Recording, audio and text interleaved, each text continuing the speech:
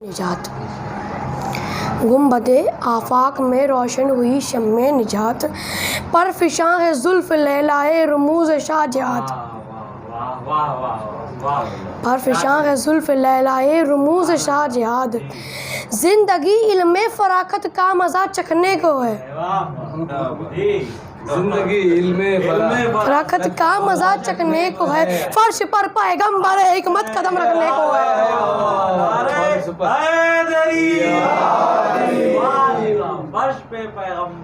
فرش پر پیغمبر حکمت قدم رکھنے کو ہے، آسمان نکھرا ابھرتا آ رہا ہے آفتاب،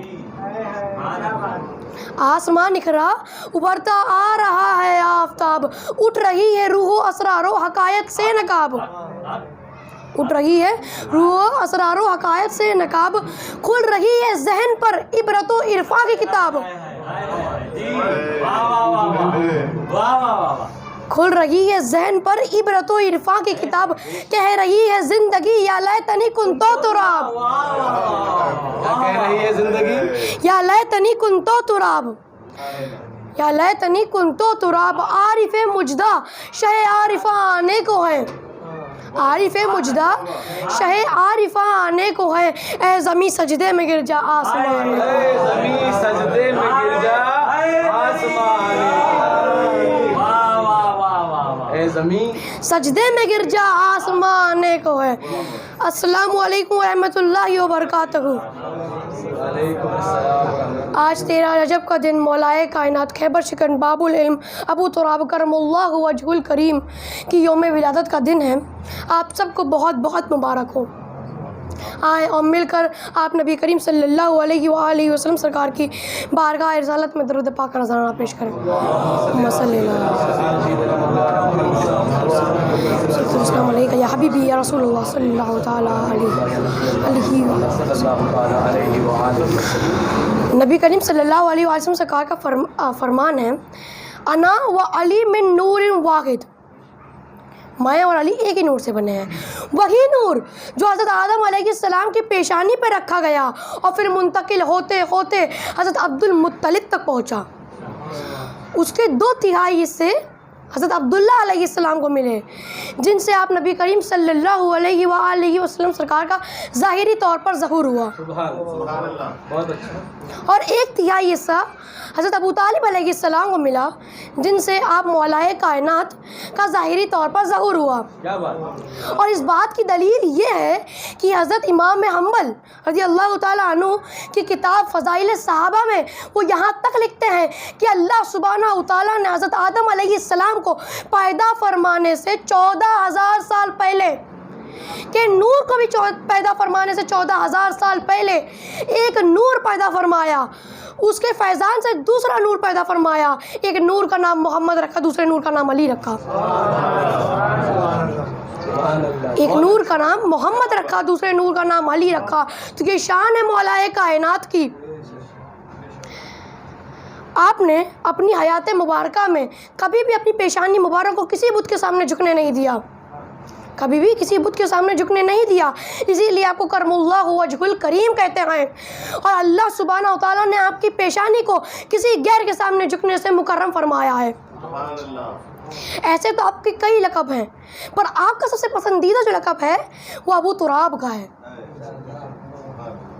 تو آپ کو یہ لقب یوں ملا کہ ایک دن آپ سیدہ پاک سلام اللہ علیہ سے فرماتے کہ ہم مسجد نبوی جا رہے ہیں، مسجد نبوی جا رہے ہیں، تو اس کی تھوڑی دیر بعد نبی کریم صلی اللہ علیہ وآلہ وسلم سرکار جلوہ افروز ہوتے ہیں اور فرماتے ہیں کہ علی کہاں ہے، علی کہاں ہے؟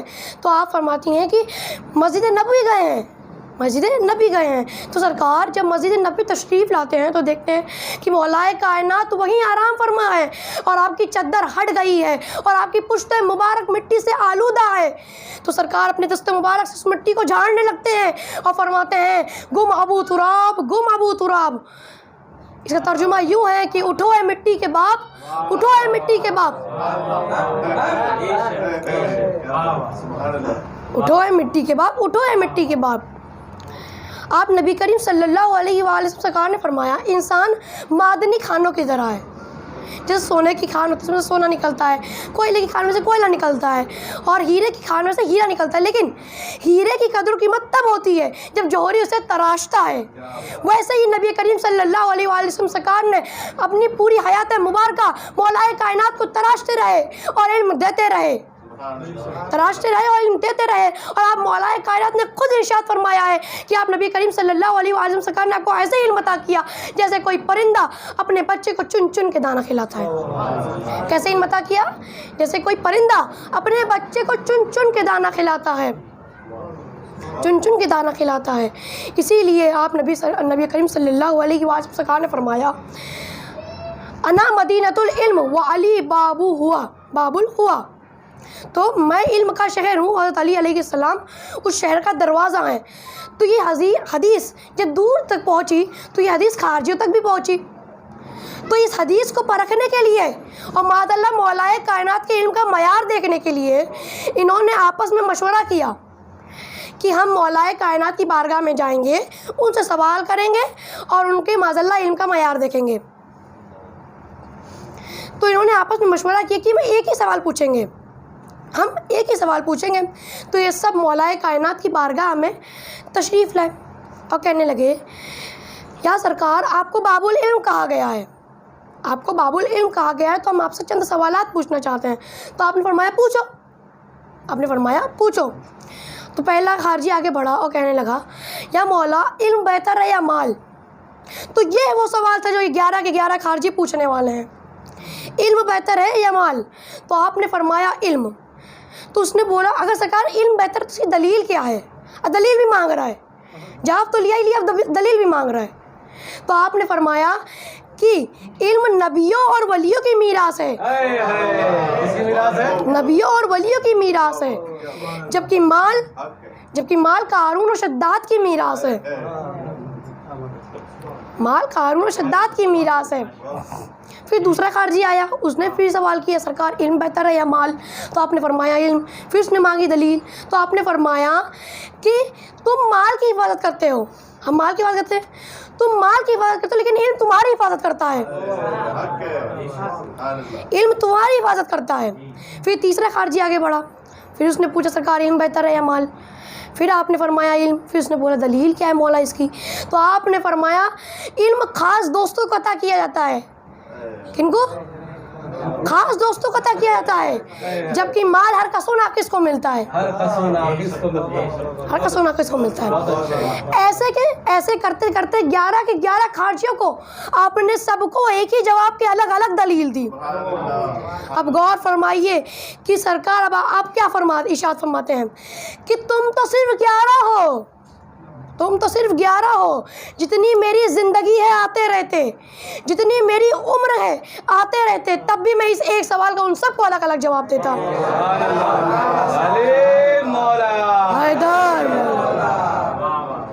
اس ایک سوال کا ان سب کو الگ الگ جواب دیتا. تو ایسے ہی نہیں جیسے تم نے فاروق اعظم رضی اللہ تعالیٰ عنہ ارشاد فرمایا کرتے عمر ہلاک ہو جاتا اگر مولا علی نہ ہوتے.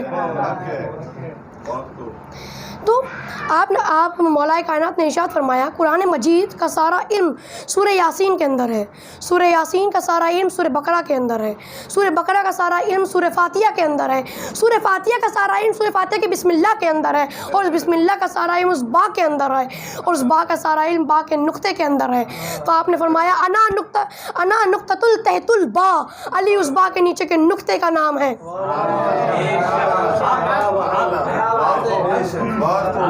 علی اس با کے نیچے کے نقطے کا نام ہے. اور آپ نے فرمایا اگر میں اس با کے اس نقطے کی تفسیر لکھنے جاؤں تو 70 اونٹ پہ لاد دوں تو وہ بھی اسے اٹھانا پائیں گے, 70 اونٹ پہ لاد دوں تو وہ بھی اسے اٹھانا پائیں گے. تو یہ علم کا معیار ہے, اسی لیے آپ کو باب العلم کہا جاتا ہے. تو حضرت عمر فاروق اعظم رضی اللہ تعالیٰ عنہ کے دور خلافت چل رہا ہے, اور آپ کو اپنے دور خلافت میں کبھی بھی کوئی فیصلہ لینے میں اڑچن پیش آتی تو آپ اس کو مولا کائنات کی خدمت میں پیش کرتے ہیں. تو ایسے کئی واقعات ہیں, پر اس میں سے ایک واقعہ میں آپ کے ساتھ شیئر کرنا چاہوں گا کہ ایک شخص ہے, اس کی 4 آنکھیں, 2 منہ, 2 پیٹ, 4 بازو, 4 پیر, مطلب ایک کامن ہیومن باڈی سے سب ڈبل ہے. تو اس نے کہا کہ جب میرے اندر سب کچھ ڈبل ہے تو میرے کو حصے بھی 2 چاہیے.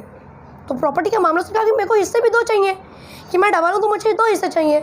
تو آپ سوچنے لگے کہ اس کو 1 حصہ دیں یا 2 حصہ دیں. تو آپ نے فرمایا یہ معاملہ مولائے کائنات کی خدمت میں پیش کیا جائے. تو یہ دیکھیے مولا کہاں گیا، مولائے کائنات کے پاس آیا واقعہ. تو آپ نے فرمایا کہ اس پہ نظر رکھو، اس پہ نظر رکھو. اگر رات میں سوتے وقت اس کی 4 آنکھیں بند ہیں تو مطلب یہ ایک شخص ہے، اور اگر اس کی 2 آنکھیں بند ہیں اور اگر اس کی 2 آنکھیں بند اور 2 آنکھیں کھلی ہیں تو مطلب یہ 2 شخص کو 2 حصے ملیں گے. تو جب اس پہ نظر رکھی گئی تو پتہ چلا کہ اس کی 4 آنکھیں بند تھی، تو مطلب اسے 1 حصہ ملے گا. تو جو آپ جہاں ارجنٹ پیش آتی ہے آپ نے چٹکیوں میں پورا سالو کر دیا میٹر. تو یہ شان ہے آپ کی. آپ پہ مرتضیٰ علی ہستم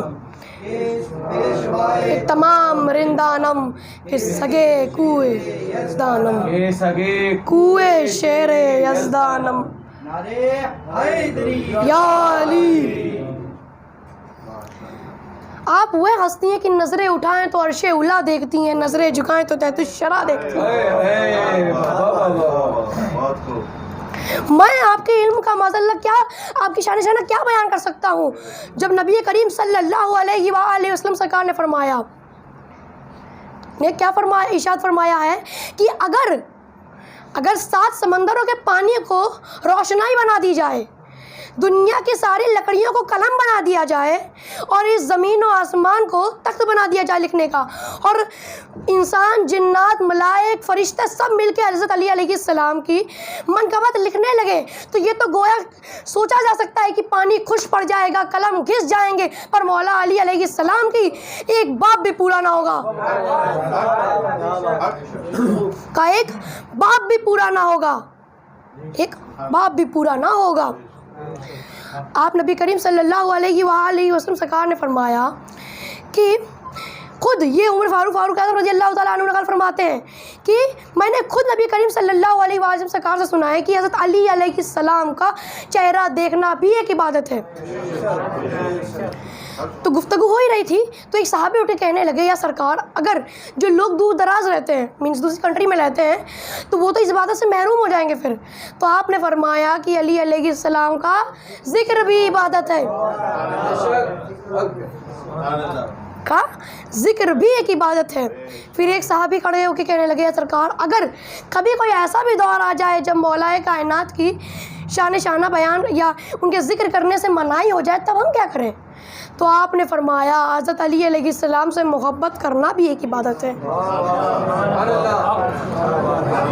سے محبت کرنا بھی ایک عبادت ہے.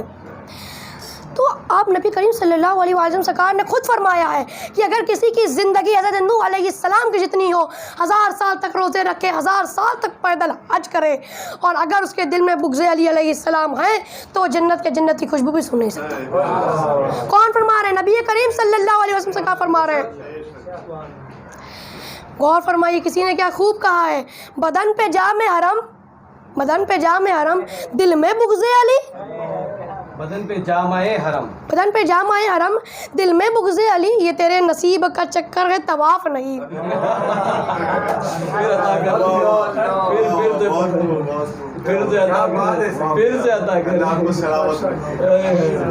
شفیع صاحب توجہ چاہتا ہوں آپ کے، پھر سے پڑھیں. بدن پہ جام حرم، دل میں بغض علی، بدن پہ جام حرم، دل میں بغض علی، یہ تیرے نصیب کا چکر ہے، طواف نہیں. آپ وہ شخصیت ہیں جن کے لیے اللہ سبحانہ وتعالیٰ نے اپنی قدرت ایک خاص سے چوتھے آسمان پر ایک فرشتہ مقرر کیا جس کی شکل ہم شکل مولائے کائنات ہے، اور ہر روز 70,000 سے زائد فرشتے اس کی دیدار کے لیے آتے ہیں اور اللہ کی تسبیح اور تحمید بیان کرتے ہیں. اللہ کی تسبیح اور تحمید بیان کرتے ہیں، تسبیح اور تحمید بیان کرتے ہیں. اس کا اجر مولائے کائنات کے چاہنے ماننے والوں کو ملتا ہے. اس کا اجر کسے ملتا ہے؟ مولائے کائنات کے چاہنے ماننے والوں کو ملتا ہے. اور آپ کے لیے خود نبی کریم صلی اللہ علیہ وسلم سرکار نے فرمایا کہ اے علی، فرش والوں سے زیادہ عرش والے تمہاری دید کے مشتاق ہیں. اور 1,24,000 انبیاء اکرام کے لیے فرمایا کہ وہ بھی تمہارے دید کے مشتاق ہیں. نبیوں کے لیے فرمایا کہ وہ بھی تمہارے دید کے مشتاق ہیں, اور جنت بھی آپ کے لیے مشتاق ہے, اور جن کا عہد گنج آگوش مصطفیٰ صلی اللہ علیہ وسلم سے کام گزرا ہو تو ان کا عالم کیا ہوگا. چلتے چلتے چند اشعار پیش کرنا چاہوں گا, غور فرمائیں. چاچو غور فرمائیں. بدوش خواجہ ولایت کا منتہائے کمال, بدوش خواجہ ولایت کا منتہائے کمال, زمانہ لا نہ سکے گا کبھی علی کی مثال.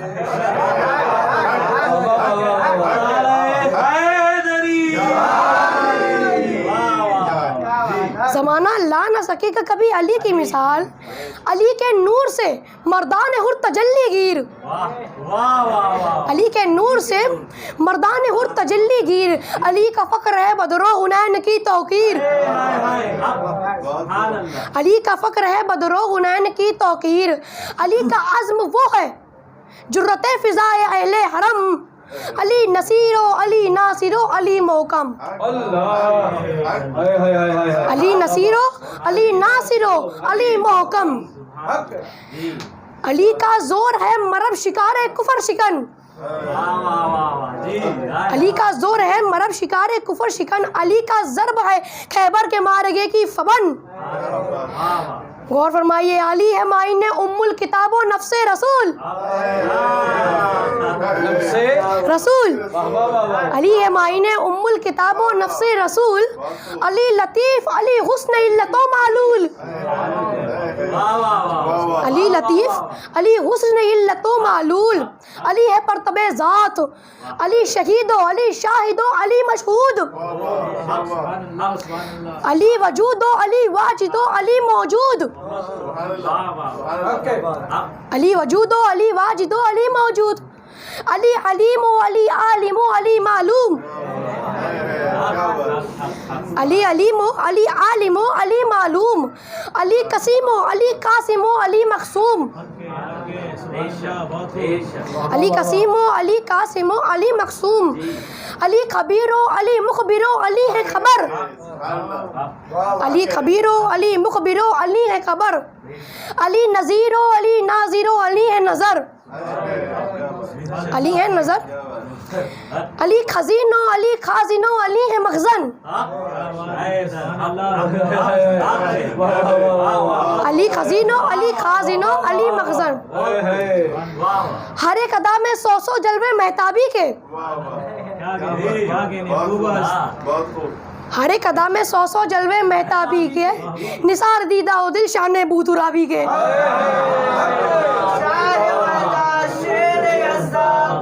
دے پروردگار لا فتح الا علی, لا سیف الا ذوالفقار.